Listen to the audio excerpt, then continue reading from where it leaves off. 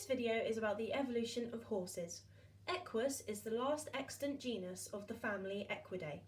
The first known horse being the size of a cat. This is Hyracotherium. We will begin here on our journey through horse evolution in the Eocene.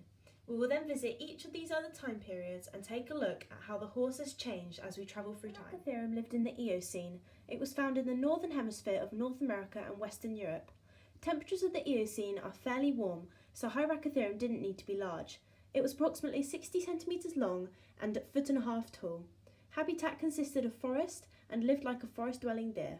Here it could hide in bushes away from predators such as early nimravids. Its mouth was suited for browsing and was unspecialised. Its teeth had low crowns, suitable for chewing leaves and fruits. It had a short diastema, which separates the front snipping teeth from the rear molars, so had a short face. Hyracotherium was polydactyl and had 4 toes on the front limbs and 3 on the hind limbs, all ending in a small hoof. It lived from the mid-Eocene to the Oligocene. Here the climate became slightly drier and forests opened out into more open plains. Mesohippus means middle horse, as was the intermediate link between primitive Hyracotherium and later horses. Temperatures had started to drop, so Mesohippus was larger at 2 feet tall. Its longer legs had only 3 toes in contact with the ground, with the centre toe being the main weight-bearing appendage. Overall construction of the foot and its larger size reveals Mesohippus was a faster horse.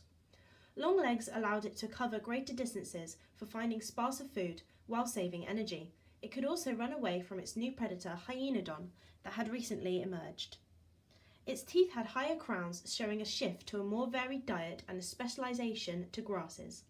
Living in herds provided greater vigilance and safety from predators on the more open plains. Merychippus lived in the Miocene. The Miocene corresponded to climatic drying, supporting the growth of vast grasslands with no forest land. Merychippus was 1 metre high at the shoulder, but some could reach up to 1.8 metres. It lived in herds and supported its body weight with feet that ended with a single well-adapted toe with a hoof at the end. 2 toes were still present on either side of the central toe, but had been reduced to the point of being vestigial, so they were not fulfilling any purpose. The long face of Merychippus was due to it having a much longer diastema than the more primitive ancestors we've just visited. It also had a more developed jaw to house its high crowned teeth. This makes it the first known solely grazing horse and is the ancestor of all later horse lineages. The front incisors were adapted for better suit cropping of large mouthfuls of grass, which would then be passed back to the high crown molars for grinding. A further adaptation for a grinding lifestyle is a much longer neck than its browsing ancestors. This allowed Merychippus to reach the ground while retaining the long legs for fast running. This allowed it to escape from Amphision, a large carnivorous bear dog, which was considerably better adapted to chase faster moving prey than Hyenodon. The leg muscles of Merychippus had also become more developed and concentrated. Articulation in the lower leg relied more upon the attachment of long tendons, allowing a spring motion. Merychippus lived from the mid-Miocene to the Pleistocene. It was around 1.2 metres tall at the shoulder, depending on the species. The 2 side toes are now barely visible, if at all, and it has even more developed hoof feet supported by the middle toe.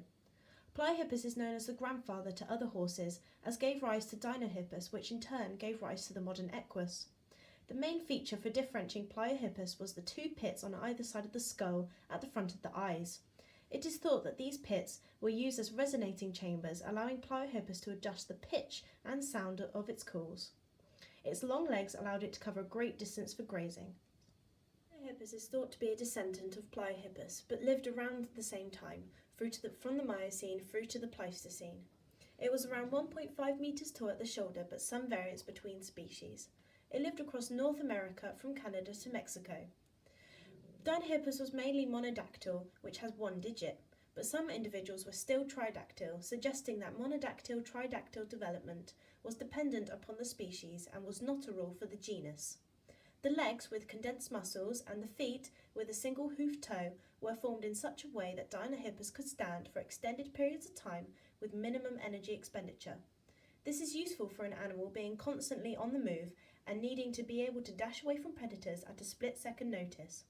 So it is thought that Dinohippus is an immediate ancestor to modern-day horses. Equus is the last extant genus of the Equidae family.